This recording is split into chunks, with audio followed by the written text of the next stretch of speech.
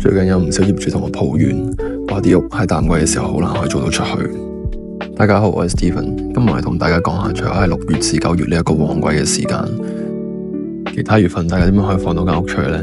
首先我哋要了解下淡季，點解啲屋咁難放到出去呢？咁第一呢，就係季節性嘅需求下滑，第二呢，就係房屋嘅體積比較大，所以租客呢，就係擁有呢個選擇權。咁第三呢，就係淡季嘅租金係比較低，而且需要相對嘅調整，所以呢，喺呢個競爭激烈嘅淡季，點樣可以無痛出租呢？第一點就係你需要靈活定價嚟適應本地嘅租客，調查一下周圍租金嘅變化，適當地咁樣下調你嘅租金。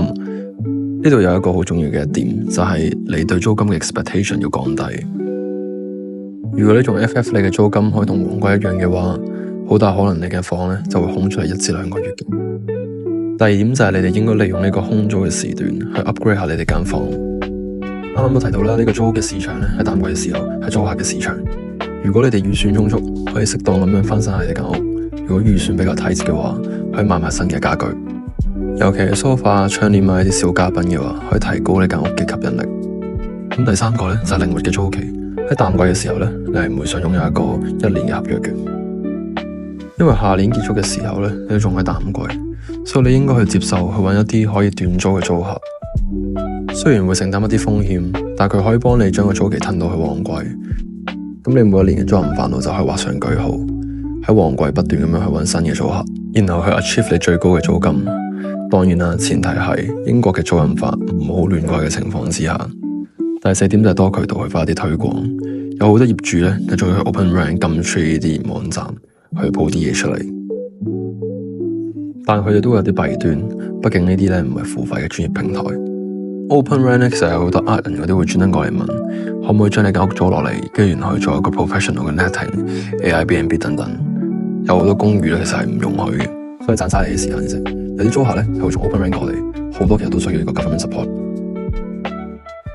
點解佢會嚟 OpenRent 呢？就係因為佢係經過啲 cheap 嘅平台做唔到，所以先會轉過嚟啲免費嘅平台，